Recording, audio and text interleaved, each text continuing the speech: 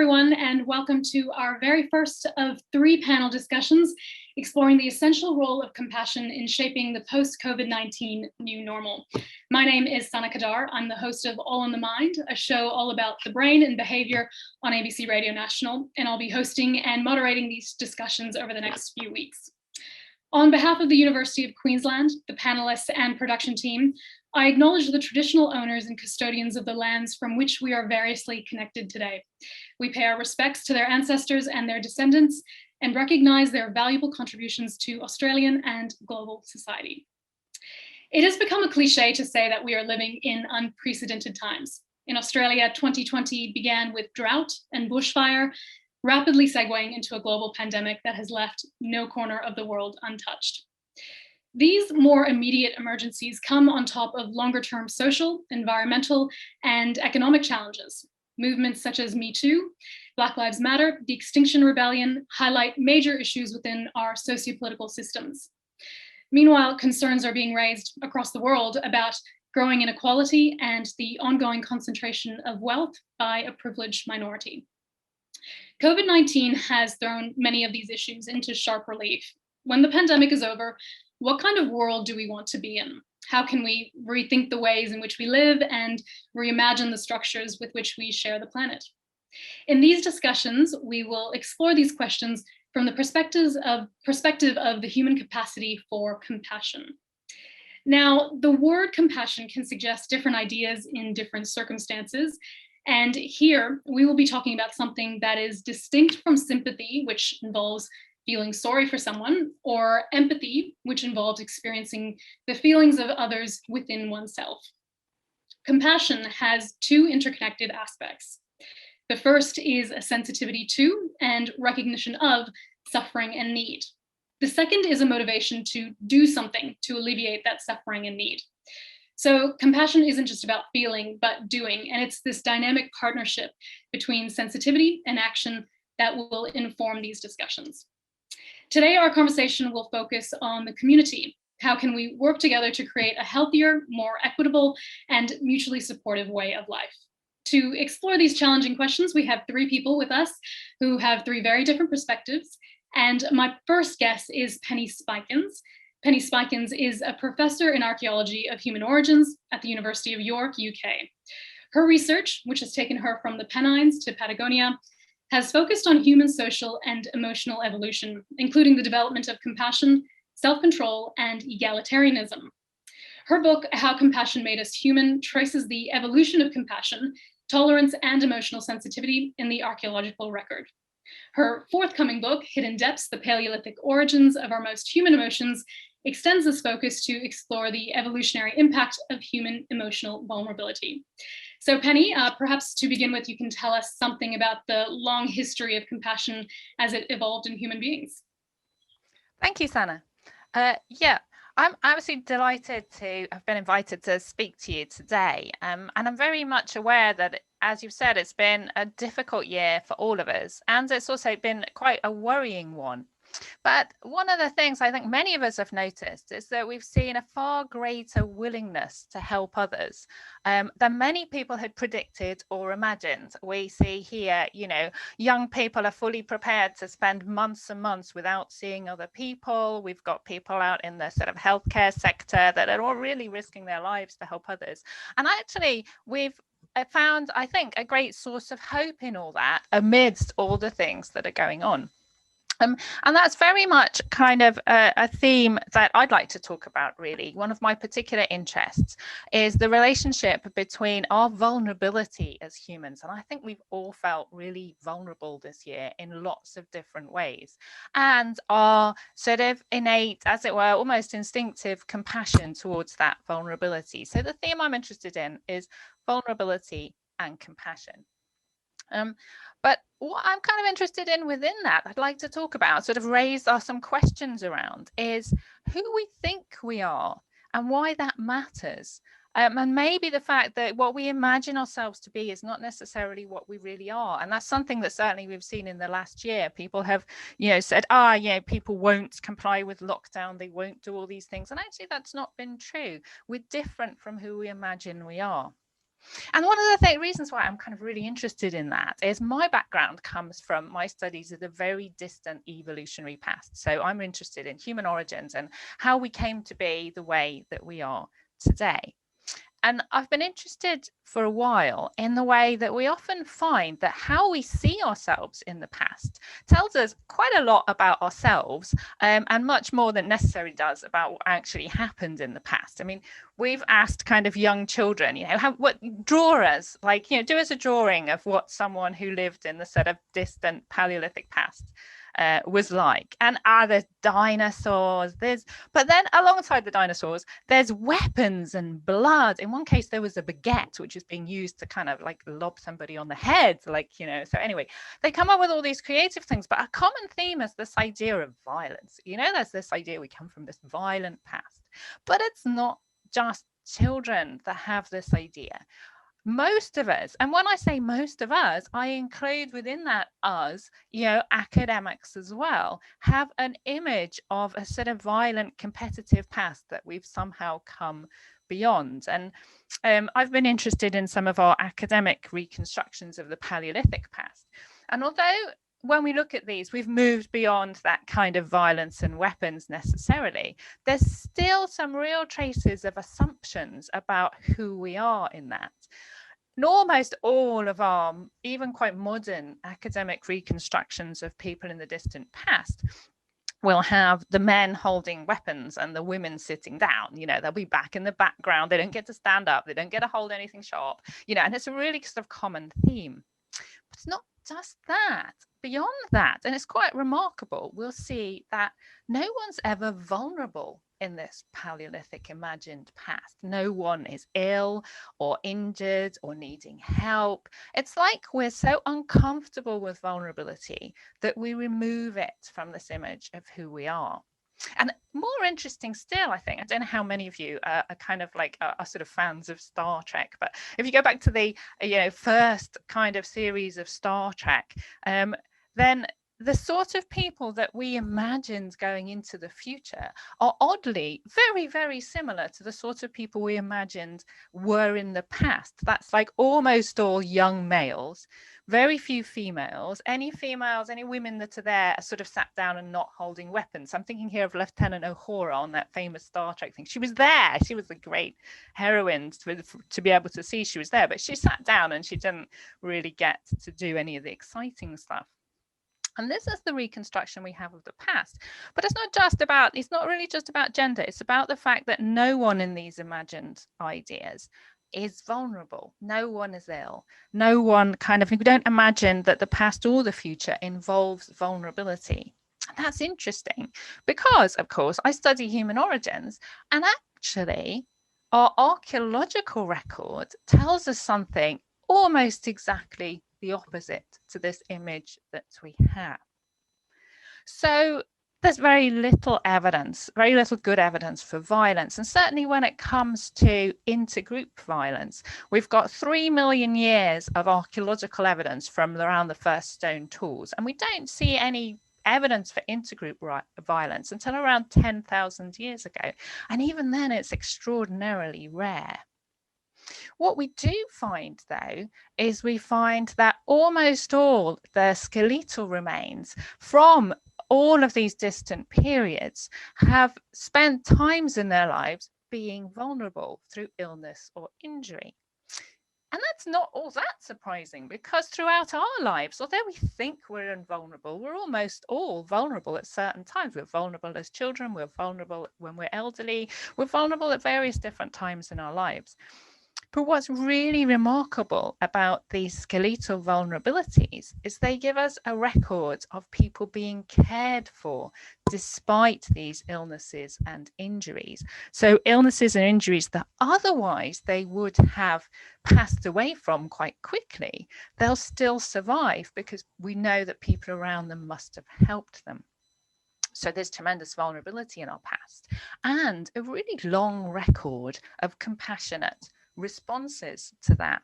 So, for example, there's a nice example from 1.6 million years ago. Now, I'm an archaeologist who studies human origins, so I pass these dates around doesn't mean anything. 1.6 million years is a very long time ago. And here there's a woman, an example of a Homo ergaster from Kenya, who had hypervitaminosis. Now that was an illness that shows up in her bones. There would have been periods of unconsciousness. She would have been in extreme pain, and she survived for at least 6 weeks, maybe around 3 months with this condition. And she must have been completely dependent on other people around her for that survival. And that's 1.6 million years ago. And there's many examples all the way through the archaeological record of this care for vulnerabilities.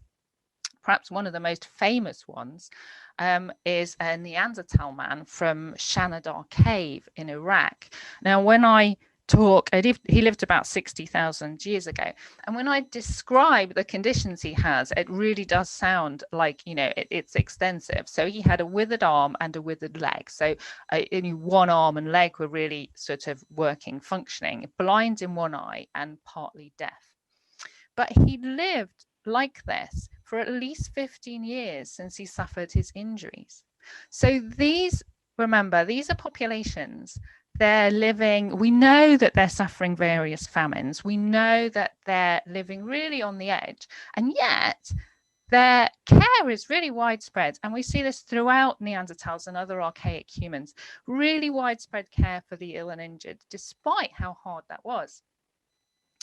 I'd like to just briefly talk about a sort of later thing. It's beyond my period. It's 3,500 years ago, which for me is too near the future, too near the present, rather.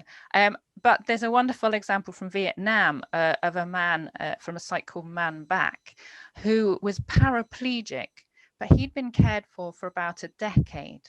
And that kind of investment is really hard. I mean, that would have taken a lot of medical care in today's society. So what we see from our long archaeological and extensive evidence is a story of interdependence, vulnerability, and compassion.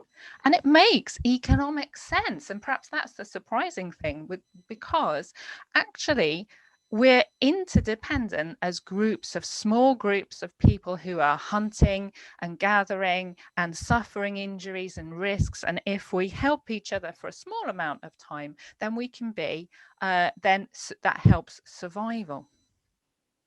So interdependence has been the economic basis of our success and the basis of our compassion. Well, does this matter? Well, I've got 3 reasons why I think it probably does. Firstly, because this is so deep-seated within us that compassion comes as an instinctive thing. It's often first in development before any top-down rationalizing. Because it tells us that we're all vulnerable, that maybe it's important that we start to think like that. And maybe this is maybe a little bit more obscure, so I don't know whether everyone is going to agree with this, because this distant past connects us through compassion to something to do with nature. And what you find in nature is if you want something to thrive, you just create the right environment. You know, you want a pond in the garden with frogs in, you don't worry about it. You build a pond, the frogs will come. And I wonder if that's a message about compassion. We build the right structures and compassion will come. I don't know whether you agree with me or not, but that's what I would suggest. Thank you. Penny, thank you. I think that's really interesting about compassion making economic sense. And I'm wondering if, currently with the pandemic, we see in certain places in the world, like America, for example, where there's a more individualistic streak and people are perhaps a bit more dog eat dog or have that kind of view of the world, whether trying to sell compassion as an economic thing that's useful is an effective way to communicate that you should think about your fellow man and neighbors and act compassionately.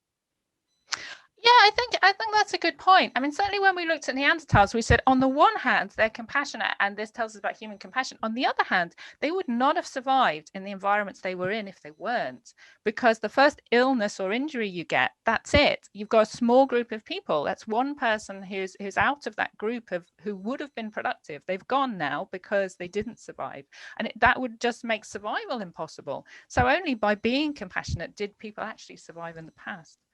And it seems to me that, being vulnerable is at the core of what makes us human. Why is it that most imaginings of the past sort of omit this?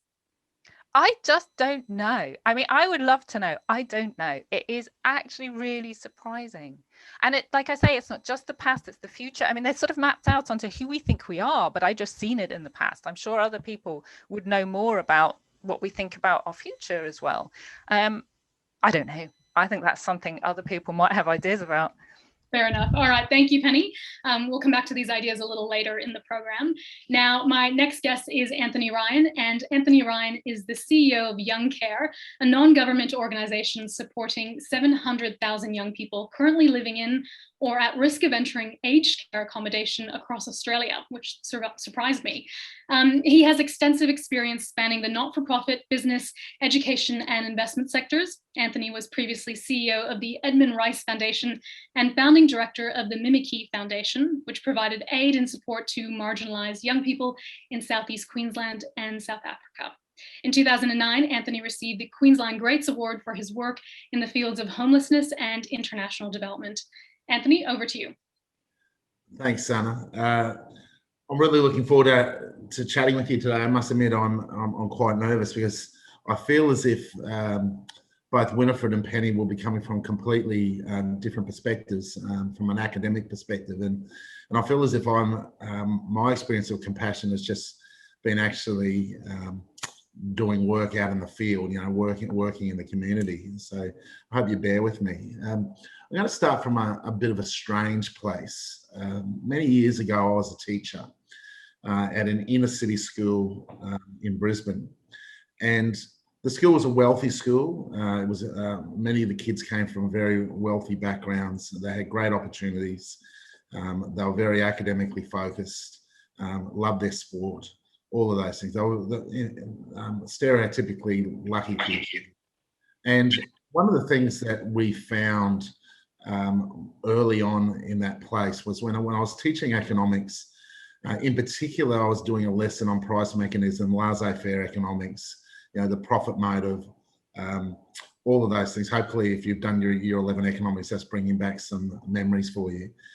And I simply asked the question because the school that, as I said, we were in a city, the school was surrounded by homelessness. There were a lot of street kids, a lot of people living in side streets, just on the ground, etc.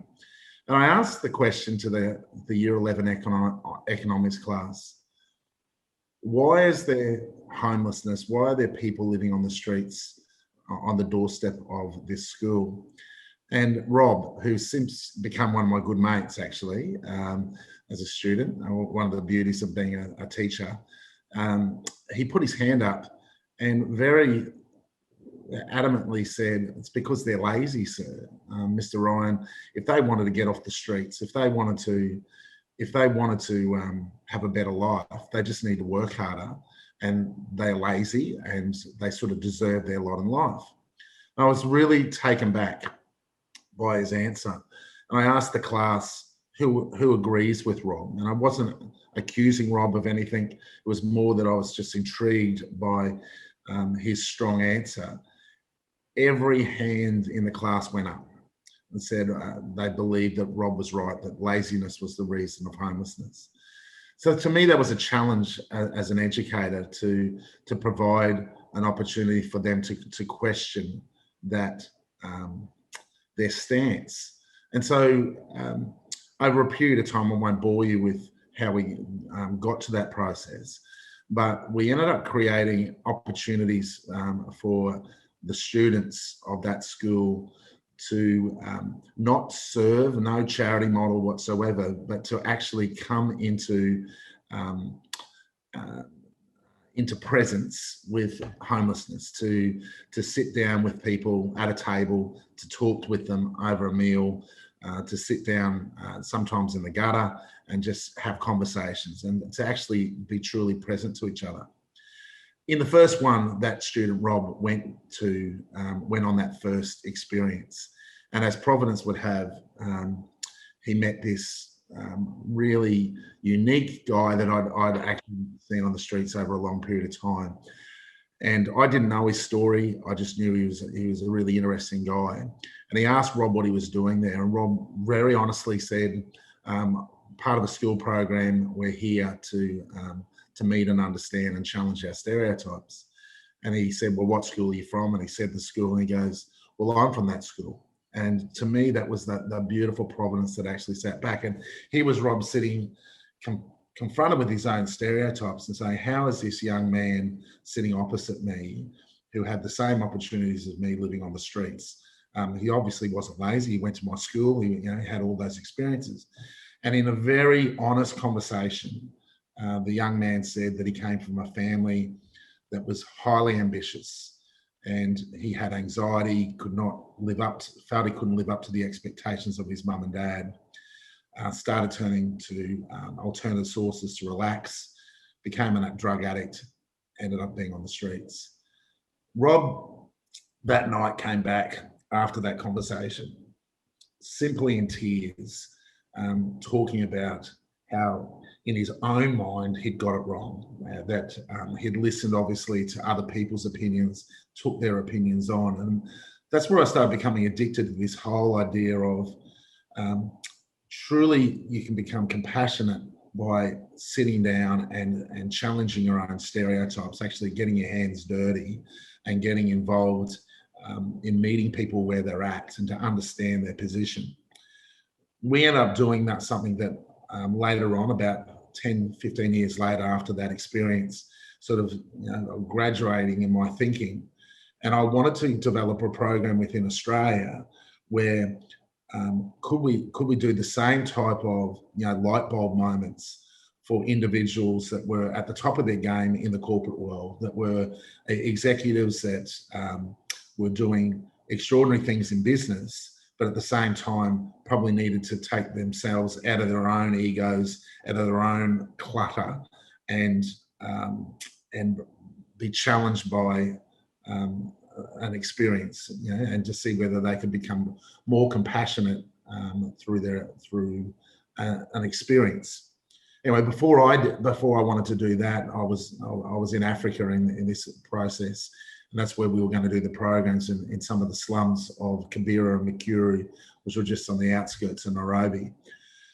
And I myself was walking through setting up this program, and I realised that I had my own clutter, my own grey noise. And I was walking through a very poor part of the Mikuru slum, and I noticed that there was an animal in the rubbish writhing around, and it was fascinated me for some reason. I was with some of the village leaders walking around, and as I went to look at what I thought was a baby pig that was dying, with horror I realised it was a young baby, and the young baby was thriving in the rubbish, rolling around basically in human feces, and I was horrified, and I went to immediately pick up the baby. And this arm, I can remember this arm just grabbed me and said, you cannot interfere. You do not know what you're doing. You need to trust us. And I said, well, I need to speak to the mother. I need to go and speak to that mother right now. And I was angry. I was feeling feeling disgusted in the sense that this child had been discarded in the rubbish. And I went over, and through the conversations with some of the elders, I found out where this lady was. I said, I need to go speak to that mother. And I remember going through and opening these threadbare curtains to go in. And I was actually simply going to challenge her. I'm not proud of this, but I was really angry at the time. And there she was, sitting by herself on this couch on a dirt floor. She had another baby, like a 2-year-old, on the breast. You could see her ribs sticking out through her chest. And there were 3 other young kids sitting there, and they were all starving.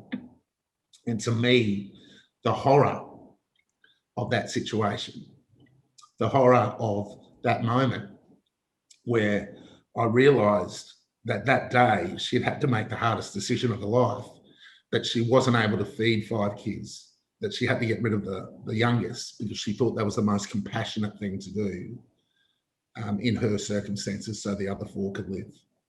It's one of the greatest lessons of my life. Obviously, I'm still not over it.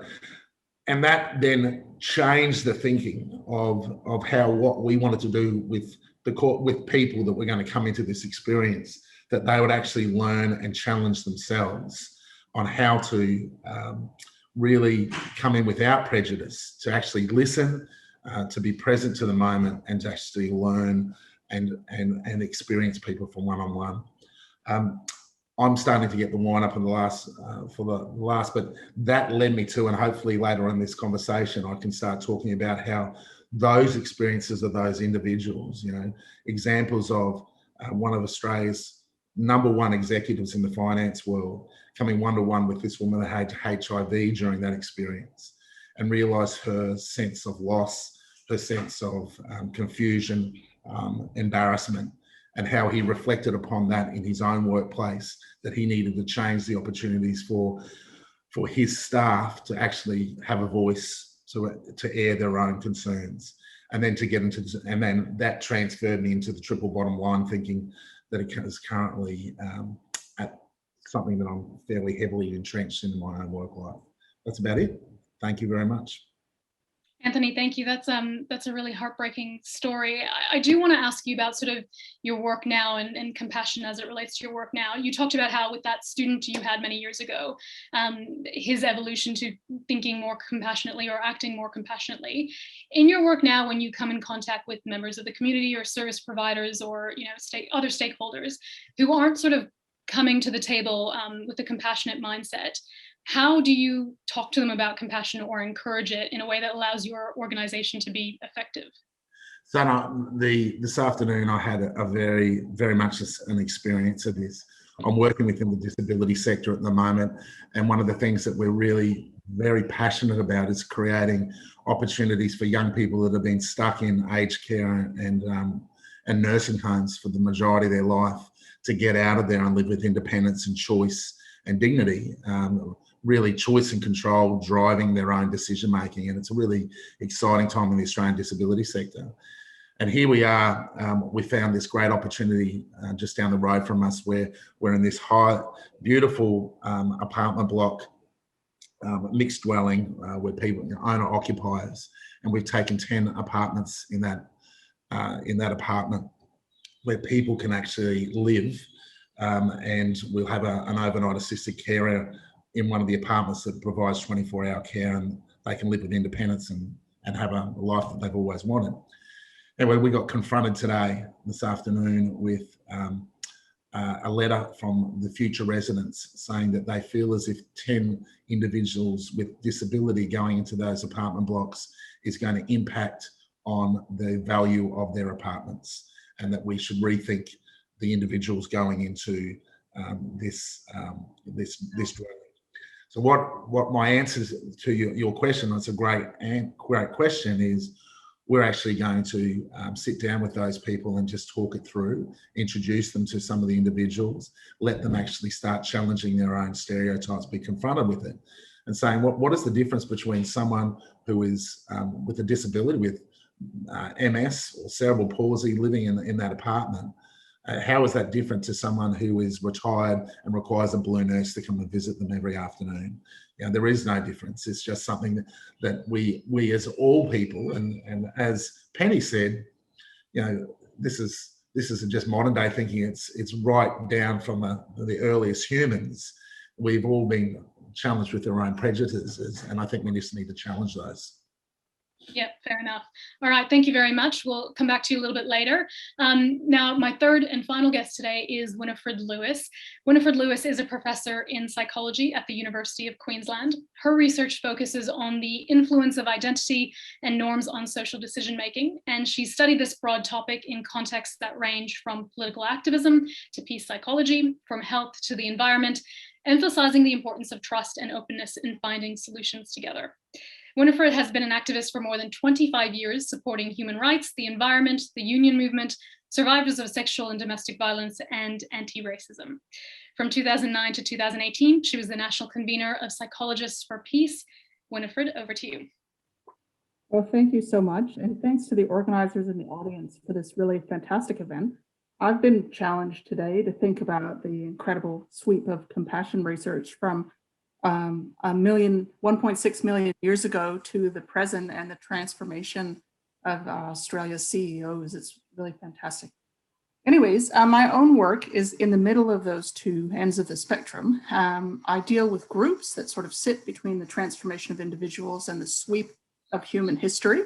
And I'm interested in the idea that the rules and standards that groups have really can create or support a compassionate society and community. So if you think, for example, about norms of compassion, we can all just go through a sort of thought exercise. I'd just like the audience listening to do that if you've got mental energy. So just think to yourself, am I a compassionate person? I predict most of you will say yes. And then you could say to yourself, who am I compassionate to? What are some examples of times that I've shown compassion? And what does that look like? How do I show my compassion?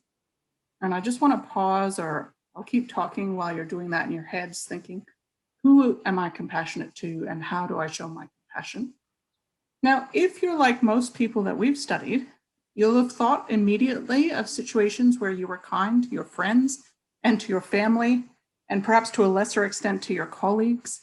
And sometimes you might imagine times when you've been distressed by events on television and responded with a charitable act, or distressed in a personal encounter and responded to that. And what I find interesting as a social psychologist, someone who studies how the thoughts and feelings of actions of people are influenced by the thoughts, feelings, and actions of other people, is how reactive and individualistic that kind of compassion can be. So if we think about the targets of our compassion, oftentimes those are the individual people whose distress is exposed to us.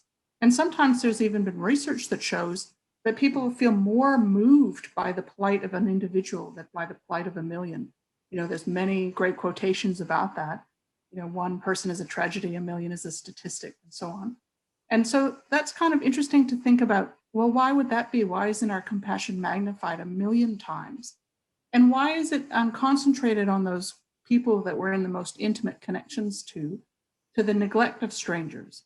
And a lot of people put forward a sort of evolutionary approach, that from the beginning, compassion has actually been about the survival of our group and helping each other to survive and thrive. So cooperation, but limited cooperation within the boundaries of our pack, and not necessarily extending to others, even if they share our common humanity, and certainly sometimes not extending to the animal world. But again, when we look around, we can see that there are many societies that completely overturn that received wisdom, that have shown enormous compassion and extended compassion to animals, to hypothetical entities, to the future and the past. And so we can think about different groups as having norms or rules about who we should feel compassion towards. And all the faiths, for example, have rules about this. Love your neighbor as a Christian rule. And so these rules of compassion are very powerful in shaping that common society as well. So then we have to think as a collective that's interested in creating a compassionate community, how we're going to create a group norm that supports compassion in a truly inclusive sense, that extends past the boundaries of our narrow kinship networks and our limited social worlds. And of course, we can try and expand our social worlds, as Anthony just powerfully illustrated, by personally encountering people and being transformed by them. But I think at the same time, a moment's reflection shows that we also need to try and move beyond that as a society. So if that's our goal, how will we do it?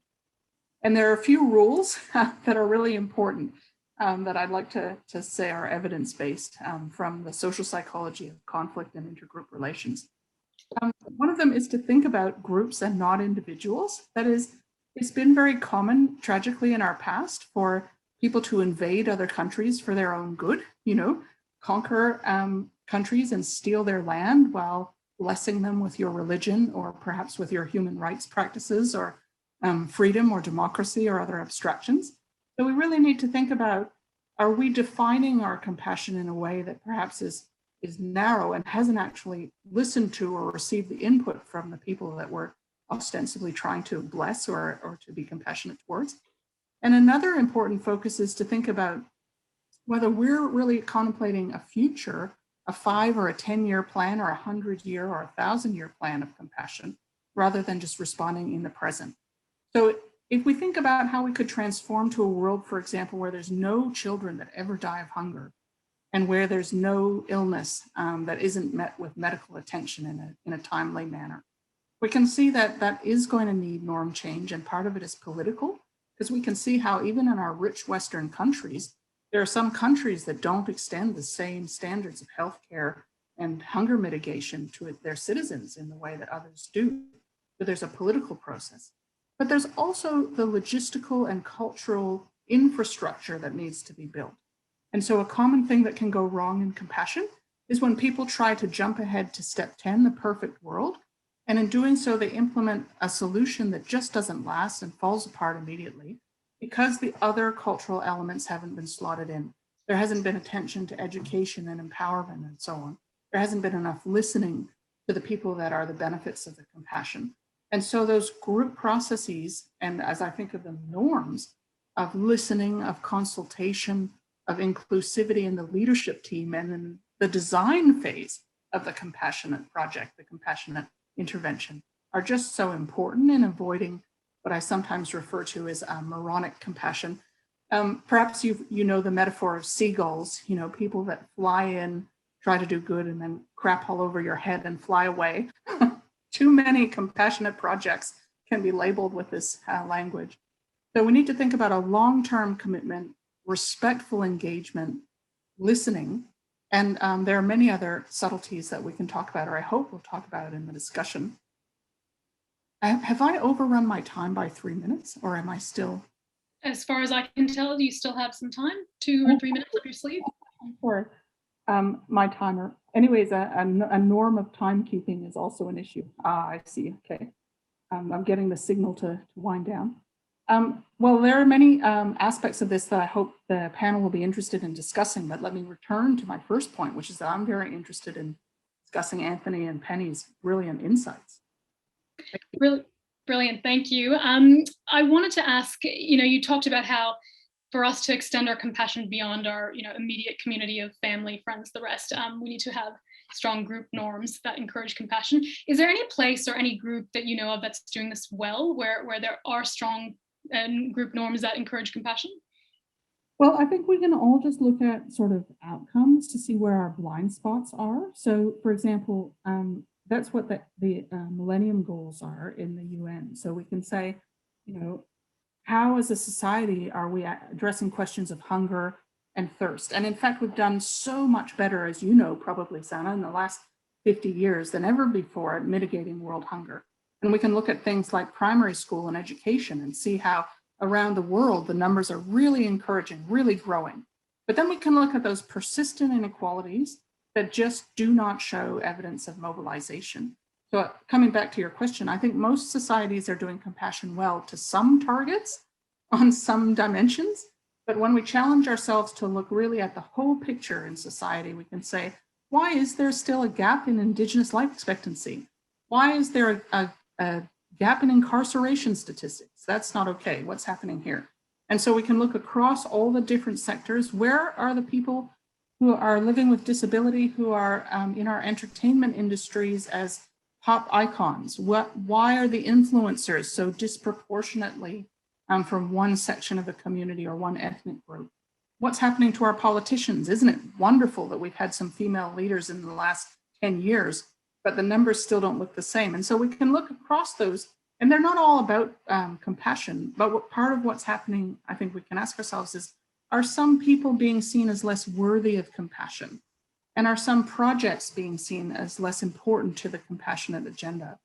That is, if I have a goal of reducing inequality or creating equality in Australia, how am I going to divide my budget between education and hunger support or young care and so on? The choices that are made at a social level suggest the groups that have the power and respect of the society. And sometimes there just doesn't seem to be a proportion between the suffering and needs of groups and the attention that they're receiving.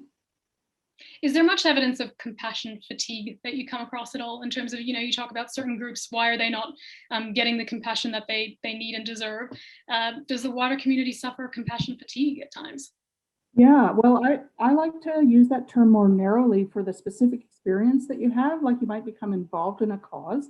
For example, third world hunger or sorry, Hunger in the Global South. That shows my age, right? Or debt relief, or anti-racism. And then after a period of years, it just feels like you're going nowhere. And you're tired of feeling sorry for situations that it seems like you can't help. So it's a kind of burnout, very related to burnout, that leads you to feel anxiety and depression. We see this now in the climate sector, where people just can't stand to see another, thirsty koala and burnt animal, Australian animal. They just can't stand it. So they turn off their television.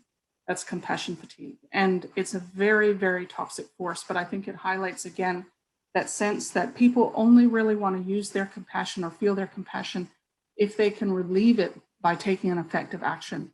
And so what that means sometimes is that if people feel like they have no ability to help the group that they're interested in helping, then they just want to avoid feeling compassionate by avoiding exposure to the stress and the needs of the people, which is just so problematic. That's fascinating. All right, before we go any further on that, I'll bring the rest of our panelists back in, and that's Anthony Ryan and Penny Spikins will join us along with Winifred Lewis. And what I actually want to start by asking the group is sort of about the times that we're currently living in, so the pandemic, right? And I'm wondering if times of acute, collective stress like the pandemic, whether they do more to sort of encourage compassion overall, or whether they sort of suppress our drive towards compassion. And Penny, I might actually start with you. I'm wondering if there's any evidence throughout history of certain trends about this, in our expression of compassion through stress. Well, yes, I think that's a really interesting question. And if I take it slightly different direction, if you're going to let me, I was really inspired by what you were saying, Winifred. And something I've been really interested in from that is that question exactly of when does compassion become extended beyond a local group? And so we've kind of been looking, because if we look archaeologically at that question, we find that there is a transition point around about sometime between 300,000 and 100,000 years ago, when people move into systems that we would now recognize when we look at indigenous groups, where you've got sharing across large areas, you've got like sort of gift giving, people can go visit relatives at a distance. So you've got this kind of breakdown of these sort of small groups. And what's really interesting is when you look at some of the kind of genetic changes that are happening with that and some of the morphological changes, they all seem to be about sort of changes in the HPA axis, sort of reductions in fear, things that we see, the same things happening when we see a transition from wolves to dogs. Now, when I say that, everyone goes, well, she's talking about dog domestication now. This is just very strange. But actually, we see there's a sort of pathway that animals can take towards being more externally friendly, looking outside their local group. And it seems as though as humans, there's a point at which we start to do that. We start to then, as you say, like take compassion from inside to outside. But what's really interesting about that point is that point happens right at the point where resources are the least available, where things are harshest, where there's less things available. And it's not the case that when times are tough, people close up. In fact, it's the case that when times were tough, sharing outside of your group was the only way to make it through. So I do think that's a really interesting thing. It's kind of like on two levels. On one level, yes, we're just looking here in Britain, there's a tremendous outpouring of kind of like kindness and compassion, particularly in the first lockdown, because there's just a tremendous changes taking place. And it's just, deeply sort of traumatic for many people, but there's been a huge response. And that's on a kind of personal or group level. But even on a big evolutionary level, it's kind of tough times can often be the reason why we get this extension outwards, not a closing in. I don't know if that covers that, but I did really sort of resonated with what you were saying there, Winifred. Well, Winifred, I'm interested to know from like a psychological point of view what stress does to the desire to help and the openness to expressing compassion. Yeah, it's really interesting. I totally endorse what Penny says. There is a direct link between being under pressure and having those affiliative responses. But I would say that the limit of that is often at some sort of group boundary. And for me, the COVID response highlights that, the incredible beauty of how people have mobilized, say, within the UK, cheering for the first responders. And for example, in Australia, the vaccine is going to be distributed to every citizen and to everyone on shore, including refugees. But as you guys probably know, there's now been tens of millions of vaccines distributed around the world, but only tens of thousands in Africa.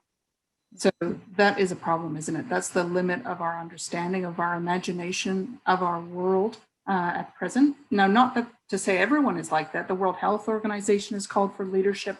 Many people have called for leadership. So what happens is people do have this incredible capacity for sacrifice, for affirming the group, for protecting it, for enacting its values. But sometimes it can also adversity can make the group boundaries sharper. And there becomes a sense of, these are the people that I can protect. And of course, in your unbelievably powerful story, Anthony, sometimes even within your family, at that very most intimate level, to have that clear-eyed vision of who can I protect. In this crisis, I will absolutely give my all, but I may not be able to give to everyone. Anthony, Winifred, sorry, go on. Sorry, Sana. When you were talking about that whole COVID response and that the outpouring of compassion and understanding that was taking place across Australia, was really from a Youngcare perspective. So the role that I'm in at the moment is about advocating for the disability sector so that they can live with that choice and control. And here we were in COVID, in lockdown, and we're all feeling extremely sorry for ourselves. We started understanding how difficult life could be, and we started thinking about how we could operate under these conditions. And I started looking to talk to the people that we advocate for. And I got on the video with a Zoom with one of these ladies, two sisters, and they've got Farah disease. And I'm going to swear here. And I said, how are you going in COVID? And they simply said, welcome to my world, bitches. And what she was basically saying there is, we're always in lockdown. If anything happens, this is how we live. So that became part of our advertising campaign. We actually started saying, for more Australians to understand the plight often of the disability sector, was what you're experiencing right now is the norm. Those exams, and all of a sudden it was such a rough, raw, we simply had people speaking into their phones and saying how life was for them. And they're talking about how scared they were with 20% lung capacity. They get it, they're going to die. And it came home to Australians. It actually went around the world, people saying, well, I didn't realise that there was another part of this world that was almost always in lockdown because of their health. Mm. And what do you, in terms of, on the topic of whether times of collective stress, encourage compassion or detract from it, what are you seeing at Youngcare in terms of donations or whatever else? Are people through the pandemic still caring, or have people sort of pulled back? That's an interesting question. What we have found right across the not-for-profit sector, right across the world, one of the trends has been is people are now making a different decision. They're looking at whether or not the organisation that they traditionally support or would like to consider supporting is actually working well. As people, their available income may be tightening, and that's going to be happening right across the world. And so they're having to make different decisions about what they do with their available income. What we're finding is they're saying they do not want to support an organisation that they feel is just propping up the administration costs. They're actually wanting to support organisations, whether it be environmental, ecological, or for human pursuits, whether they're actually having a successful opportunity to achieve their goals. Right, and as I guess the pandemic drags on, hopefully not too much longer, Winifred, you talked about sort of there's a tendency for the group boundaries to become sharper when it comes to the expression of compassion. Are you seeing that? Do you feel like that's a pressing problem at the moment, the longer this goes on? Yeah, we don't have clear data coming from, like Anthony does, coming from the past year. But what we have seen certainly is that the chronically salient choices, the targets that people care about, day to day before the pandemic, are really not proportionate at all to the needs of the groups that are potential beneficiaries. So, for example, we found that the most targeted groups for charity donations were young people and animals in an international sample of psychologists. Now, psychologists may be particularly focused on young people and animals, but I don't think so, right? I think that sometimes, you know, in our sample, we found that there was very little dollar support for the homeless, for the people with disabilities, for people with mental illness, for people with drug addictions. There just seemed to be a kind of stigma that was shaping the targets of people's compassion. And when I asked you guys earlier to think about who you're compassionate towards, I perceived that you would have thought of people you're in relationship. And even Anthony's powerful stories of how he actually changes people one relationship at a time, face to face and confronting the problems, highlights how if people aren't in relationships, if they're not face to face with that need, they really struggle to find it in themselves to make it a priority. And so the solution, you know, do we have to imagine a world where everyone has to personally experience every trauma to make a sensible choice? That is a proportionate choice in terms of the needs that are there. It's very dispiriting at times from a psychological perspective. But I think that coming back to your original point, Sana, about COVID, I know that many people have given to COVID-related charities. So just that key point that Penny talked about, that you've got to mobilize to support the crisis at hand. So people have donated to develop the vaccines. You know, if anyone didn't need money, it would be drug companies, but they have received a lot of support. And I'm just kidding. Of course, they do need that money, and it's important that they received it. But my point is, people have really tried to target, you know, the institutions that are leading the crisis, the National Health Service in the UK, and here in Australia as well. You know, the different companies are changing how they approach the consumer to try and highlight what they're doing in the COVID context. And I think that speaks to what Anthony and Penny have both said, which is that you have to make a connection between the functioning of the world that people are living in and the choices that they're making to express their compassion. So is that something we can, sorry, Anthony, did you want to jump in there? I was just going to ask Penny a question, actually, because I think following in from that, Penny, throughout human history, is there a way that, is there evidence that says that how you can maintain your compassion, how you do not get that compassion fatigue? Are there other examples of that where it's been able to be maintained over a long period of time? Well, I would guess. I mean, the best thing I could probably say about that is comes back to some of the things that Winifred's saying about sort of group kind of morals and ideals play a huge part. So different communities or groups will have different beliefs about what makes everyone a good person. And I think probably you can stand back from that a little bit and say, well, the really interesting thing about humans is we really want everyone else to think we're a good person. You know, when Winifred said, well, are you a compassionate person? Everyone goes, yes, I'm definitely a compassionate person, because if I wasn't, I'd do something about it, because I want everyone else to think I'm compassionate. And I think there's both a tremendous power and a tremendous imperfection. And, you know, what I love about studying human origins, it's all about, like, kind of, you come across just the weirdness of people. We are really very strange, really, but we're trying to navigate our way through that and make it work in a way that works for everybody. That's what we're really trying to do, but we're really quite strange. And, you know, we've got all these sort of imperfections. And one of them, which is both a strength and an imperfection, is we really want everyone to like us, and we really want everyone to think that we're a good person.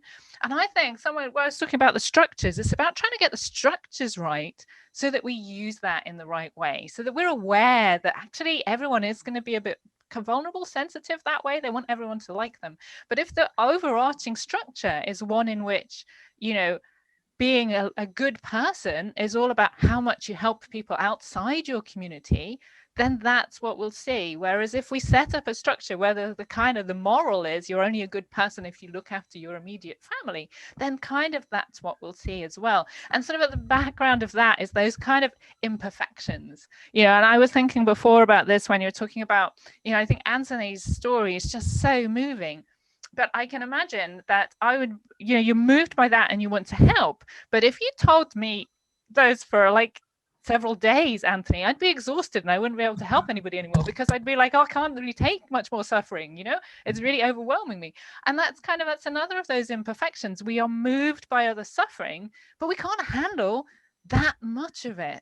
So again, it's like about how do we create some structures around that imperfection that makes humans, you know, we're really imperfect in that way. It's fantastic that we're moved by suffering and we want to do something, but we're going to have to create some structure that means that we're moved by it in a certain, you know, correct, the way that works. It's a bit like climate change. If people tell you too much about it, you sort of think, I can't do anything.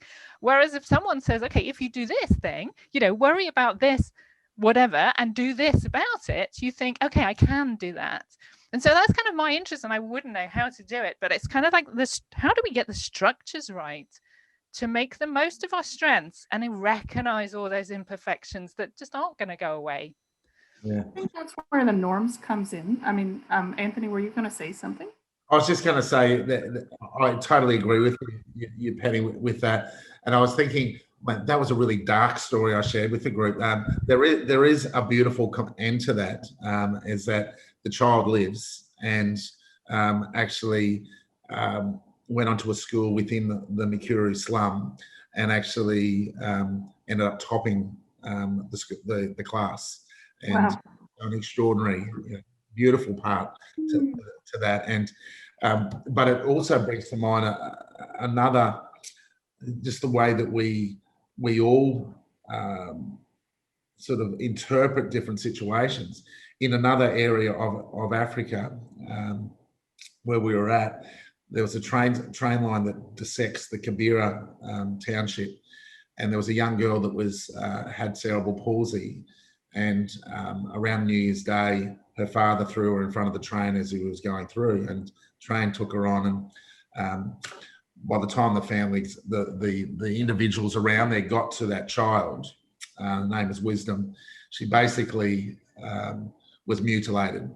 And the mothers were trying to save her, and then the fathers, the men of the slum, were all making the decision that it was much more compassionate for her to die right there, because if she was going to live in the slum without a leg and without an arm, she would have a terrible life and it wouldn't be worth living. But the mothers were saying at that moment, no, we deserve to give her the opportunity to live and experience life through her own.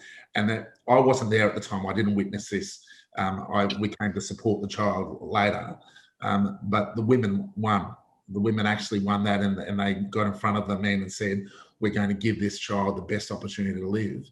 But it was an incredibly tense moment in the slum around that, because they were all coming from their own perspectives of how they were experiencing life at that time and what was the most compassionate thing to do at that particular moment. It was fascinating. I think that's such a great story, just so powerful of illustrating how there can be a debate within the community about how compassion should be expressed and what it really means. Yeah. And that those norms of how you handle your own distress at suffering and your own desire to be liked are absolutely essential to build and challenge in a compassionate community. So a desire to be liked is a terrible foundation for compassion, because if you're dealing with your angry people and your ungrateful people, then your compassion evaporates and you're not there for the long term. So we really have to recognize that those are two different pots that we want to deal with. One is our desire for people to like us and think we're wonderful people. And the other is our desire to be compassionate. And the same thing with that question of responding in the present and responding for the long-term future. The compassionate response is often triggered by the individual suffering of a person in front of you, and you may be able to help them or not to relieve distress. But that doesn't deal with what's going to happen tomorrow and to everyone else in the same position. And so to be able to think ahead and strategically to the broader group, I mean, I think a lot of societies have dealt with that through religious tithing or through politics and taxes. So whether we are feeling compassionate or not, every single fortnight, money is taken from us and given through social means to the people that need it in our community, and if we're lucky enough to be working. And so, our compassion is directed by society through these norms to where it needs to go.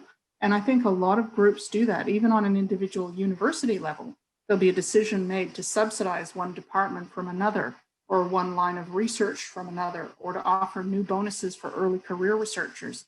And this may not seem like compassion, but in a way, they're all connected mechanisms of responding to a need in the present in a thoughtful and intentional way that doesn't require you to emote, because emoting isn't always the good driver. The other point that I wanted to make about that allyship, and compassion is thinking about how we can manage the tensions and conflict, the anger and unhappiness of people whose groups have been disadvantaged by our own, whether that's, gender dynamics where men might be uncomfortable with angry women, or, being confronted with people who have disabilities and are pointing out that the building literally doesn't have access, a decision that you might not have made. And I just think that I'm really curious to hear what Penny and Anthony think, but developing norms of listening, of consultation, of respect, and of self-control, and taking one's ego out of the picture is really so vital to building that compassionate community. Because as soon as it's in that defensive posture of needing to prove that you're morally okay, needing to prove that your group somehow is legitimate, then the whole process can bog down in totally unnecessary ramblings and political posturing.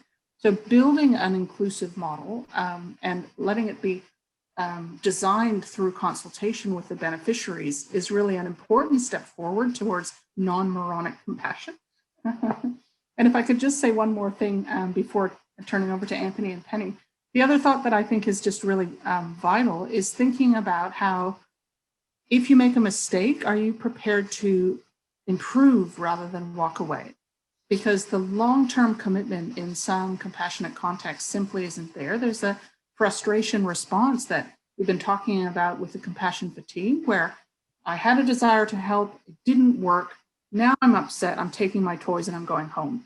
But we really need to think about a different way of coping as a society and building those norms that, we will make mistakes, and we will then listen and fix those problems and keep working and improving for a 20-year period or a 50-year period in groups, together, moving towards a better future. That's the way that those norm changes can occur. Penny or Anthony, did you have anything you wanted to add to that? Yeah, just going from a little bit of an unusual example. I'm at the moment watching Vikings. I'm not sure if you've ever seen that series, but I saw the trailer. That sounds incredibly violent. Oh, it is, yeah. But I'm loving it. But there's a central character, Ragnar Lothbrok, the King Viking, and he's sitting there talking to this Christian, this monk, and he's talking about Valhalla, and he can't wait to go to Valhalla and live out the rest of his days killing people every day. And then the Christian starts talking about heaven and how everyone loves everybody and where everyone's living in harmony. And Ragnar Lothbrok just sort of sits back and goes, "How boring." I can't imagine living through that day-to-day existence of everyone being nice to each other. And I think that, so what you're also saying there, Winifred, of just really sitting down and listening, I think is absolutely key. I've been in a situation, many situations in life, where I've seen people just throwing money at an issue, and they think that's being compassionate. And throwing money at an issue is usually the worst thing you can actually do, unless it's well directed, well thought out. It's really been considered the best way to approach. But often when we're thrown with things such as COVID, fire, drought, that's simply one of the most instinctive things that people will do. It's sort of like taking a Panadol when you've got a headache. But I've done an example where one organisation, through one image of an animal that was in excruciating pain through the recent fires that Australia has experienced, they received over $50 million. Wow. But it became a huge issue for them. Because operationally, their budget's about $1.5 million a year. So what do they do with that? How do they honour that gift? How do they honour that without having to go against the objects within their own constitution? So, interesting. Penny, did you want to add anything before I? Yeah, I was just going to add, just more of a personal perspective than an academic one, that I think, so I have dyslexia, and I'm never a great believer in rules and systems for quite a while, just because they always seem to be slightly intractable and difficult for me to understand. So I wouldn't tend to say, not a great believer in those things.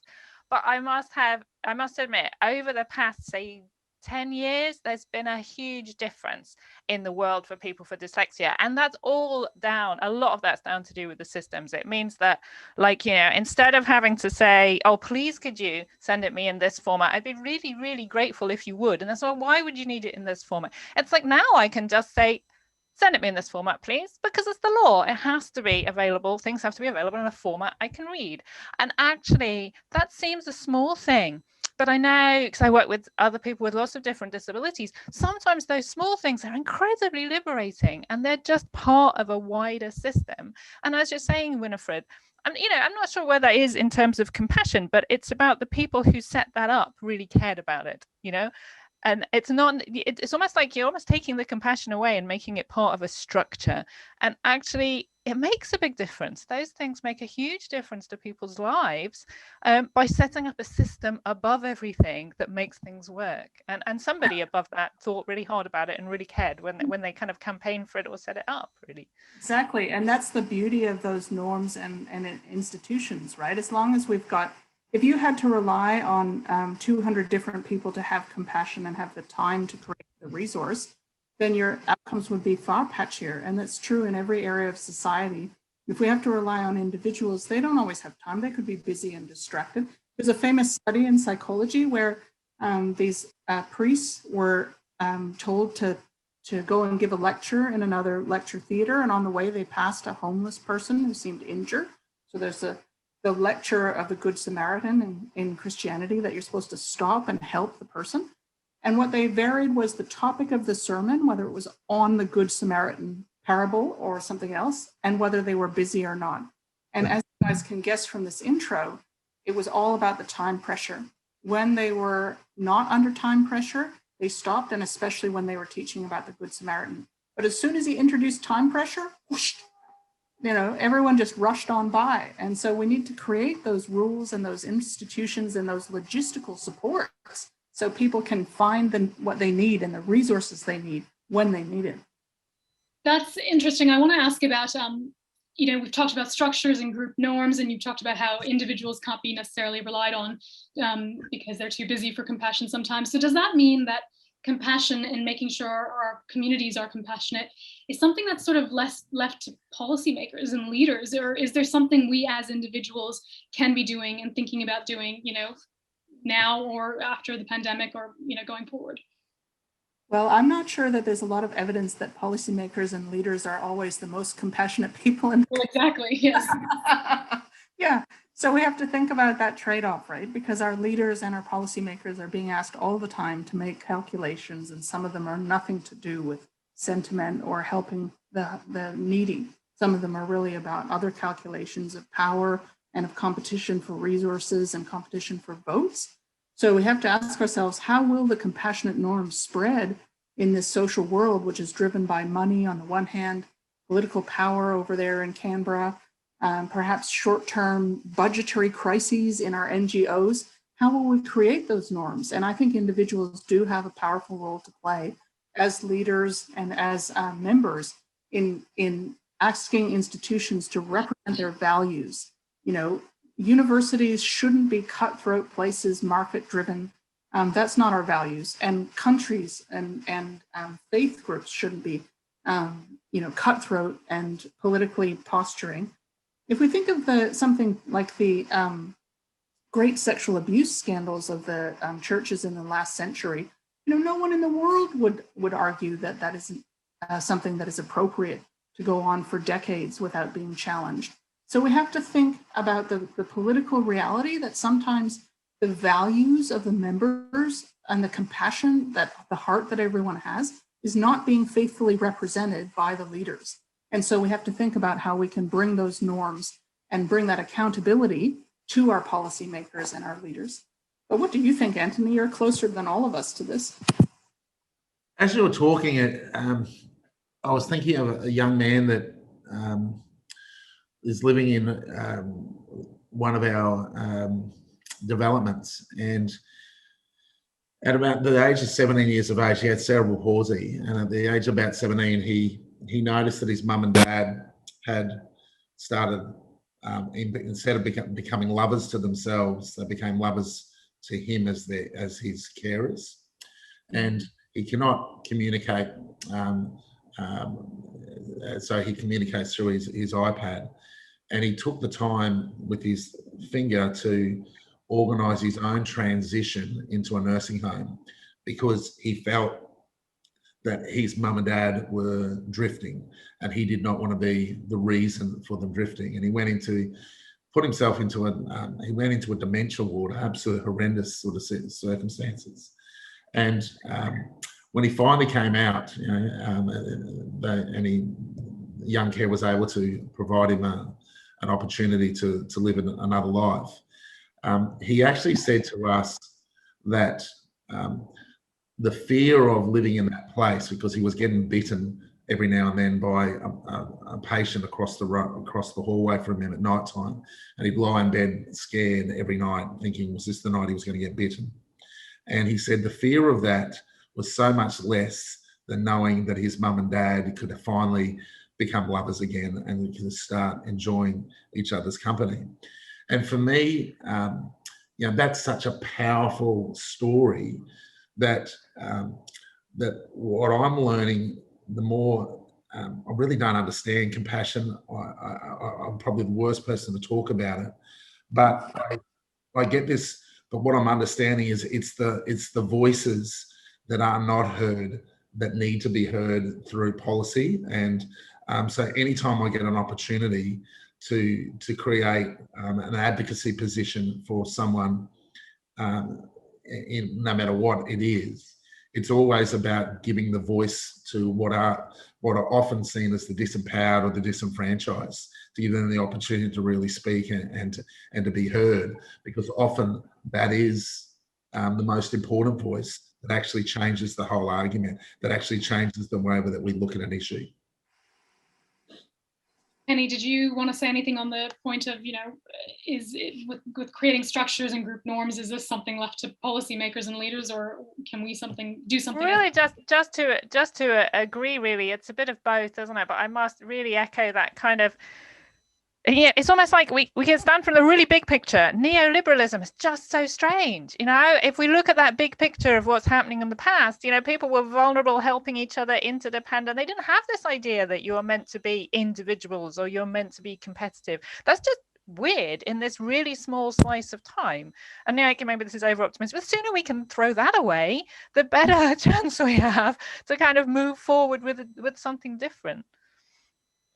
And I guess, given that this discussion is about compassion and creating compassionate communities, I do want to ask all of you whether, and Winifred, you sort of touched on this a little bit, how do we actually very specifically go about, or what is something we can all do to create more compassionate communities wherever we live?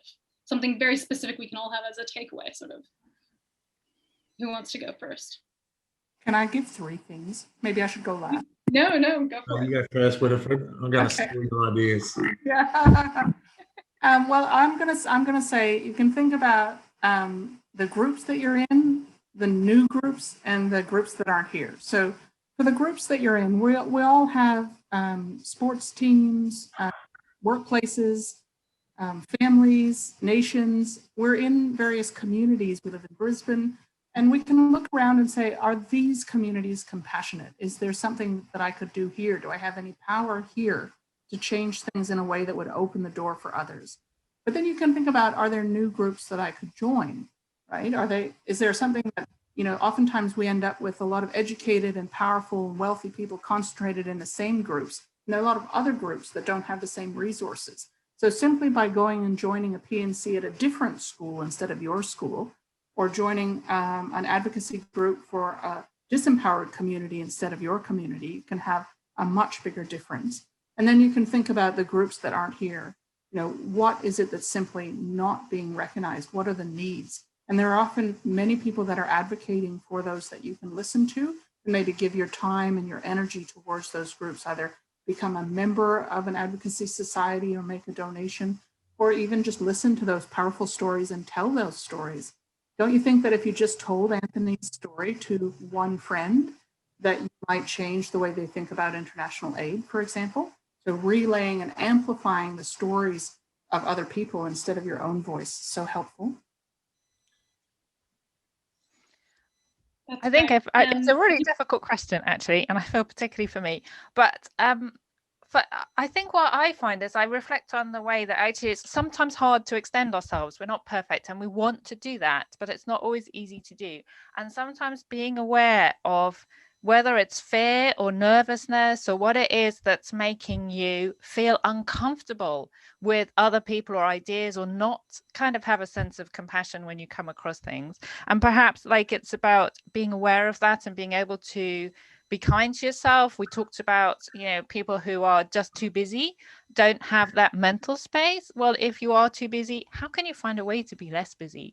What is it that makes you feel uncomfortable when you're faced with a situation and you wish you had behaved differently? Because we're just human. That's normal. That doesn't mean we're bad. But then how can you kind of change that in the future? That would be kind of my thought.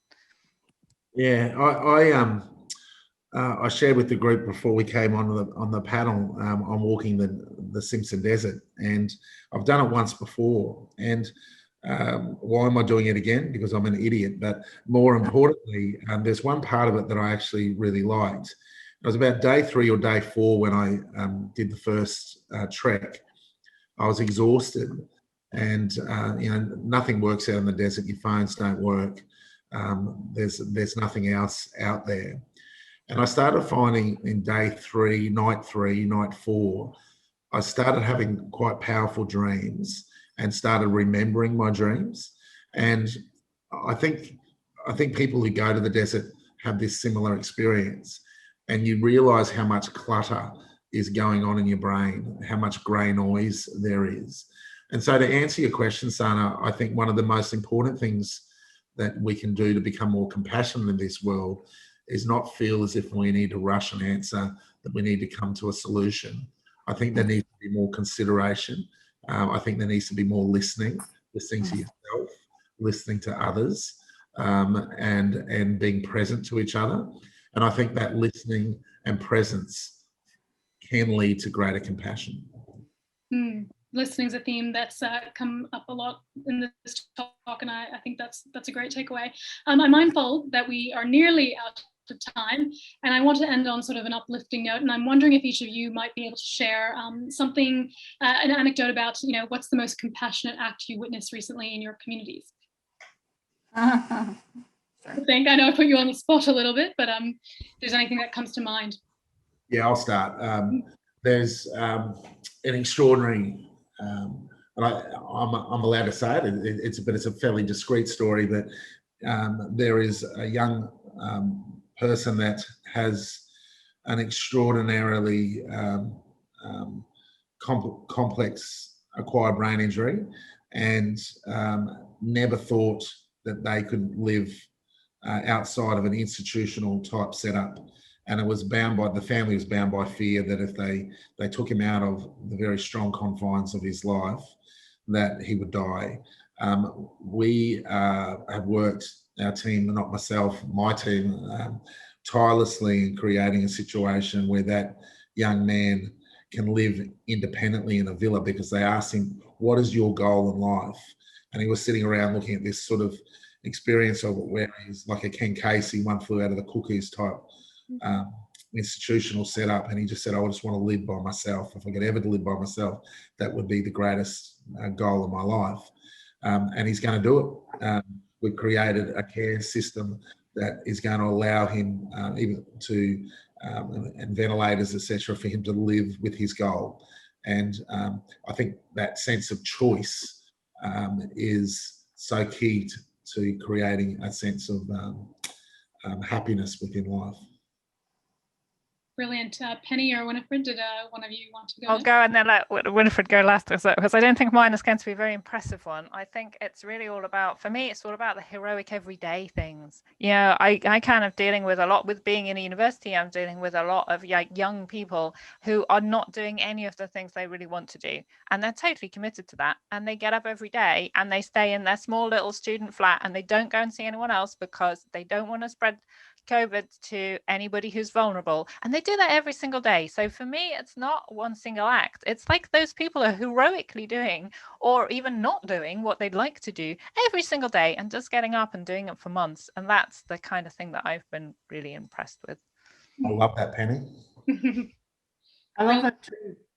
Yeah, I in keeping with my talk, I want to talk about an institutional change instead of an individual action. But I was really moved recently when I happened across a tweet which was saying that my home institution, which is UQ, had with the stroke of a pen created 10 annual scholarships for refugees. And it was just a policy change at a particular time. I don't know the details of how the advocacy worked, but I just thought to myself as I was hearing that, those 10 students, I really remember when I went to my undergrad and I got a scholarship that paid for my fees, and the liberation that would have to those refugee kids, and how that would affect and benefit their lives and their families and Australia as a whole, just really lit me up. And so I thought those are the kinds of changes that I hope we can see in all institutions everywhere, and